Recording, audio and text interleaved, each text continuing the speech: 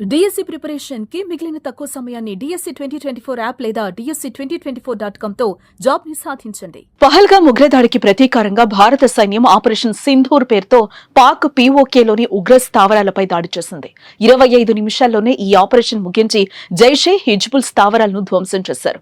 ఈ ఆపరేషన్ ముగిసిన అనంతరం కేంద్ర రక్షణ విదేశాంగ శాఖ బ్రీఫింగ్ ఇచ్చింది. ఈ బ్రీఫింగ్ అనంతరం ఇద్దరు మహిళా అధికారులు అందరి దృష్టిని ఆకర్షించారు. ఇందుకు ఆ ఇద్దరు మహిళా అధికారులు ఎవరు? ఆపరేషన్ సింధూర్ లో వారి పాత్ర ఏంటో తెలుసుకుందాం.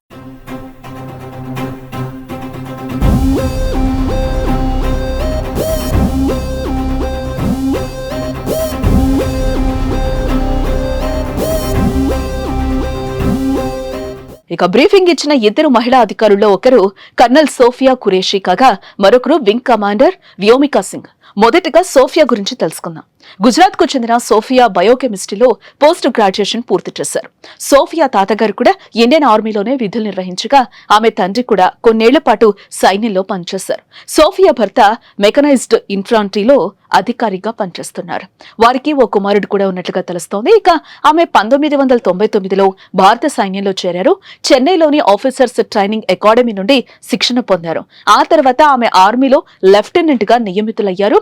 సోఫియా ఖురేషీ ఐక్యరాజ్య సమితి శాంతి పరిరక్షక దళంలో 6 సంవత్సరాలు పనిచేశారు. ముఖ్యంగా 2016లో పూణేలో జరిగిన ఎక్సర్సైజ్ 18 పేరిట భారత ఆర్మీకి చెందిన బృందానికి నాయకత్వం వహించి చరిత్ర సృష్టించారు. అది మల్టీనేషనల్ మిలిటరీ ఎక్సర్సైజ్. దానిలో 18 దేశాలు పాల్గొన్నాయి. అన్ని దేశాలు ఉన్నప్పటికీ ఒక్క భారత బృందానికి మాత్రమే మహిళా నాయకత్వం వహించడం గమనార్హం. ఇక ఆర్మీ సిగ్నల్ కార్ప్స్ కు చెందిన సీజన్డ్ ఆఫీసర్. 3 దశాబ్దాల ప్రయాణంలో ఆమె రాజీ లేని వైఖరి ప్రదర్శించారు. తొలి chief of defence staff general Bipin Rawat ఆమె పనితీరును ప్రశంసించారంటే అర్థం చేసుకోవచ్చు ఆమెలోని నైపుణ్యం.